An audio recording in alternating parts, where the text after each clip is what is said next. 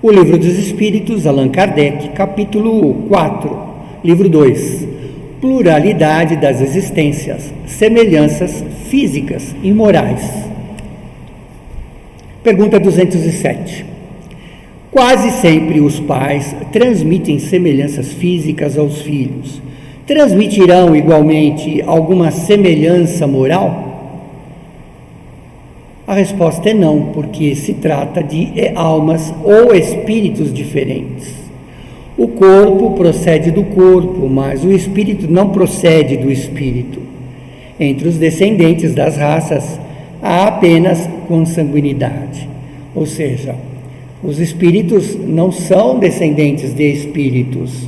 Todos nós somos espíritos criados por Deus, simples e ignorantes, e estamos nessa caminhada, neste momento, neste grupo familiar, né? Mas a parte material é a parte genética, que é doada, né? Através da conjuminação entre um homem e uma mulher, e geneticamente descendem esse filho, né? Traços que vão ser arrastados para esses filhos. Mas a parte espiritual, né, esses espíritos não pegam, não correspondem a uma parte dos pais. Esses filhos não são partes do pai, né, partes da mãe, espíritos montados através de outros espíritos. Assim não se sucede, né, porque os espíritos vêm através de Deus, da criação de Deus, né? Pergunta 207A. De onde vêm as semelhanças morais que existem, né, às vezes entre os pais e os filhos, né? Então, porque às vezes nós temos pais que são músicos, os filhos também acabam caminhando para a área de música, pais que de repente são engenheiros, arquitetos, e os filhos acabam seguindo a profissão do pai, né? São espíritos simpáticos, atraídos pela afinidade de inclinações, né? Então, as inclinações que aquele grupo familiar tem são muito próximas, né? Então, obviamente, como nascem como filhos, né? Eles seguem, muitas vezes, a tendência que aquele outro espírito já tem, que é o pai, e que já é, por exemplo, um engenheiro, um arquiteto, e o filho segue como engenheiro e arquiteto, né? 208. O espírito dos pais não exerce influência sobre o do filho após o nascimento? Sim, e muito, pois, como dissemos, os espíritos devem concorrer para mútuo progresso. Pois bem, os espíritos dos pais têm como missão desenvolver os dos seus filhos para a educação.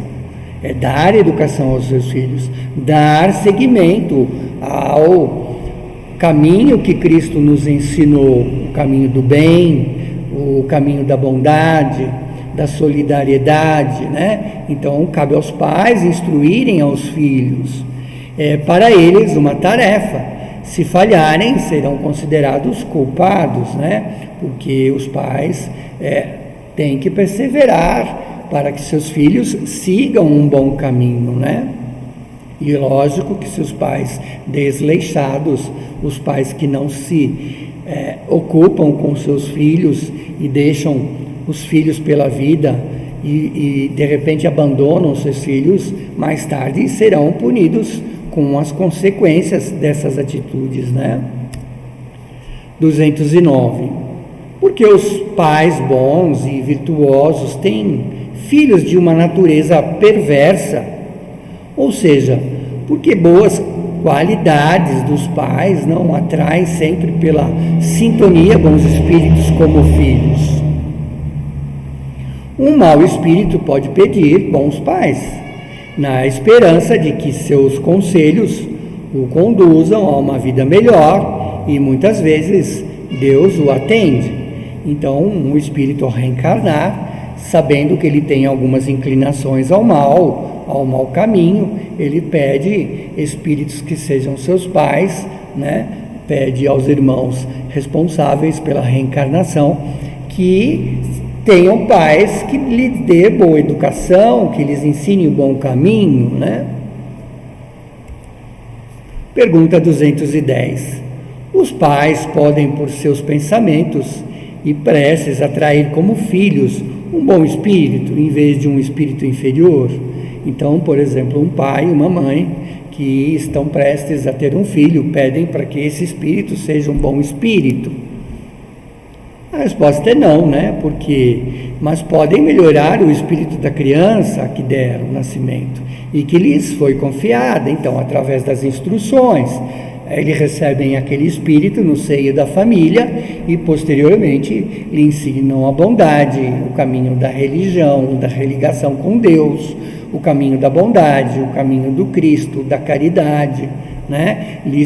É confiado aos pais, né? Então, eles têm como reserva a forma de conduzir esses espíritos que talvez sejam espíritos inferiores. Então, eles podem conduzi-lo ao bem. Este é o seu dever. Maus filhos significam provas para os pais. 211.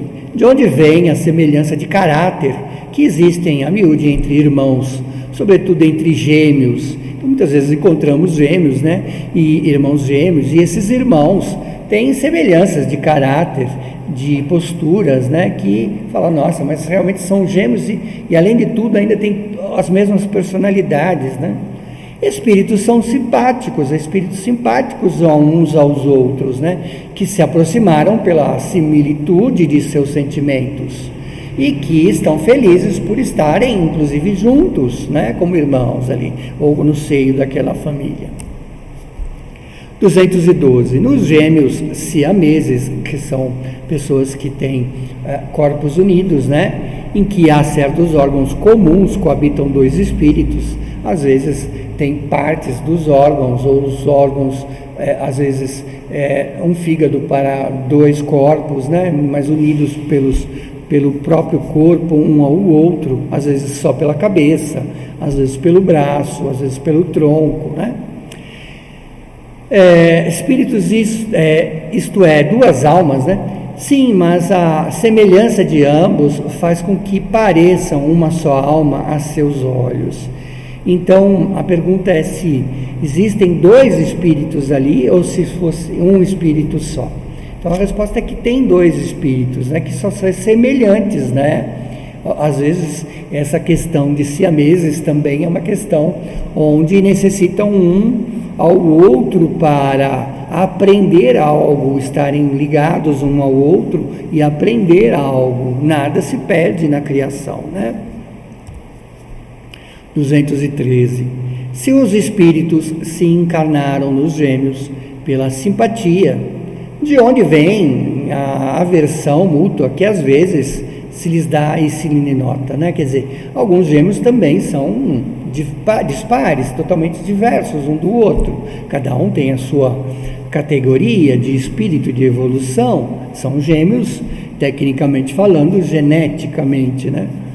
Não é uma regra que os gêmeos sejam espíritos simpáticos, como respondemos a perguntas anteriores. E os espíritos maus podem querer lutar juntos no teatro da vida, quer dizer, conviver juntos para conseguir, inclusive como irmãos, enfrentarem os novos obstáculos dessa reencarnação. 214. O que pensar das histórias de crianças que lutam dentro do ventre da mãe? Linguagem figurada para simbolizar que seu ódio seja antigo, fazem-nos remontar à fase anterior até ao nascimento. E, geralmente os homens não têm muito as claras as imagens poéticas, né? Isso apenas é uma linguagem, né, que usamos e que usavam-se muito mais antigamente, né? E que, obviamente, as crianças, porque brigam hoje, falam, mas brigavam já no ventre da mãe, né? Pergunta 215.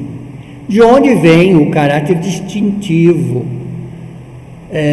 que se observa em cada povo? Por exemplo, os americanos, os brasileiros, os australianos, os italianos, os franceses, né? Os espíritos também formam famílias pela semelhança de suas tendências, mais ou menos depuradas, segundo a sua elevação. Quer dizer, esses grupos de espíritos se mudam, por exemplo, simultaneamente para os Estados Unidos. Então, são todos espíritos afim com o que há de importante ali, de aprendizado nos Estados Unidos. No Brasil, por exemplo, se mudam, né, espíritos e se assemelham e se juntam espíritos para reencarnar no nosso país, espíritos afins que estão denotando mais ou menos as mesmas condições espirituais, as mesmas condições para prosseguir na caminhada espiritual. Pois bem, um povo é uma grande família em que se reúnem espíritos simpáticos. A tendência que tem os membros dessas famílias de se reunirem, né, ou de se unirem, é uma origem das semelhanças que determina o caráter de cada povo. Acreditar que os espíritos bons e humanos procurem um povo rude e grosseiro, quer dizer, cada semelhança atrai semelhança.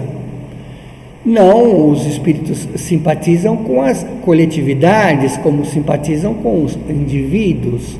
Aí procuram um seu meio. Então, essa semelhança de gostos de caminhar pela Terra vão ser atraídas por cada situação de cada país, por cada grupo. Chamamos aqui de país, né? Mas são grupos de espíritos que estão alocados para aquela região do planeta. 216. Em suas novas existências, o homem conserva traços do caráter moral e de suas existências anteriores. Quer dizer, ele traz traços, né, do caráter moral que tinha, de vidas anteriores, de reencarnações anteriores. A resposta é sim, isso pode acontecer, mas ao melhorar-se, ele se modifica. Então, talvez, se ele tivesse um defeito e estivesse consertando a encarnação anterior, agora aquela razão moral menor, aquela deficiência já não está mais contida nessa reencarnação. Sua posição social pode mudar igualmente, não ser a mesma. Se de senhor ele se torna escravo, suas inclinações serão diferentes e haveria dificuldade em reconhecê-lo.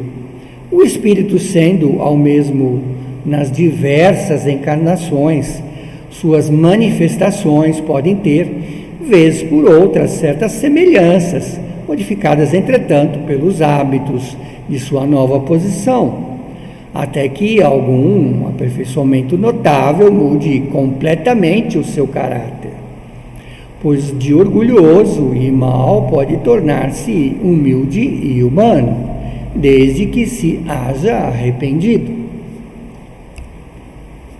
Pergunta 217. Em suas diferentes encarnações, o homem conserva os traços do caráter físico de existências anteriores?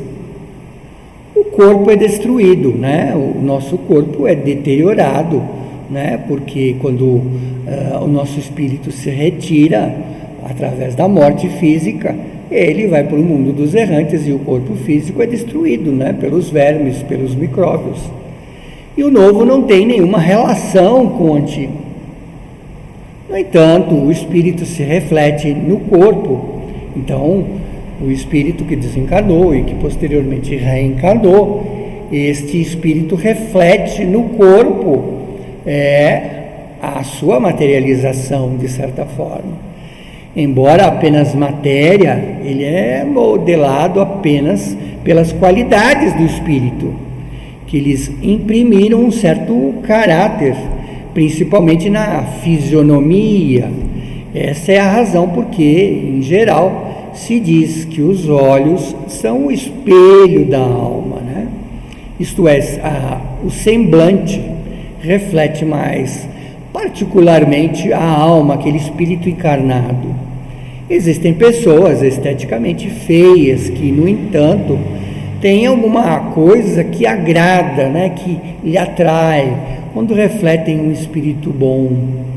sensato, humano, enquanto que há pessoas lindas, belas fisionomias, né, que nada despertam ou até despertam uma repulsa, ou mesmo provocam essa repulsa.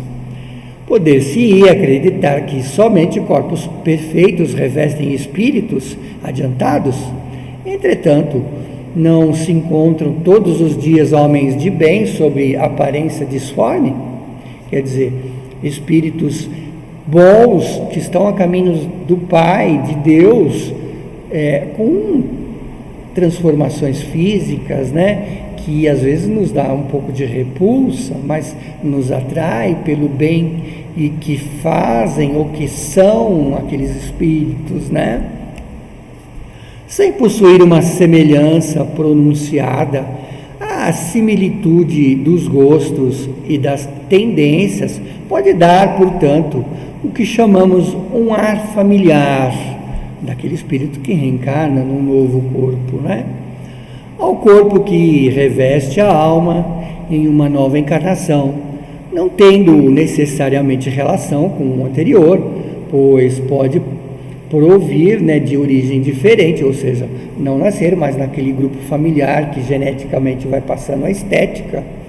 Seria absurdo supor-se uma sucessão de existências ligadas por uma semelhança apenas circunstancial. Não obstante, as qualidades do espírito modificam.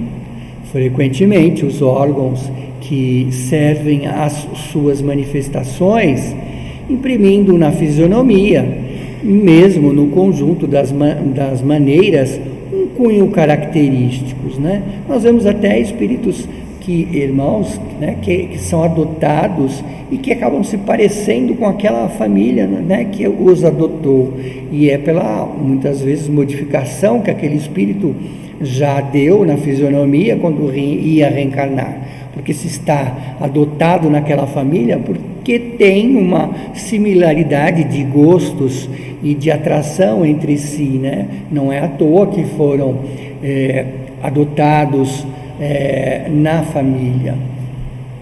É assim que, sobre o evantório mais humilde, pode-se encontrar a expressão da grandeza e da dignidade, enquanto que sobre o hábito do grande senhor, quer dizer, das pessoas que muitas vezes têm muito dinheiro, vence por vezes baixeza e ignomínia, né? Certas pessoas provenientes das mais ínfima posição adquirem, sem esforço, os hábitos e as maneiras de alta sociedade, parecendo reencontro ao seu elemento, enquanto que outras, malgrado o seu nascimento e a sua educação, estão sempre deslocadas.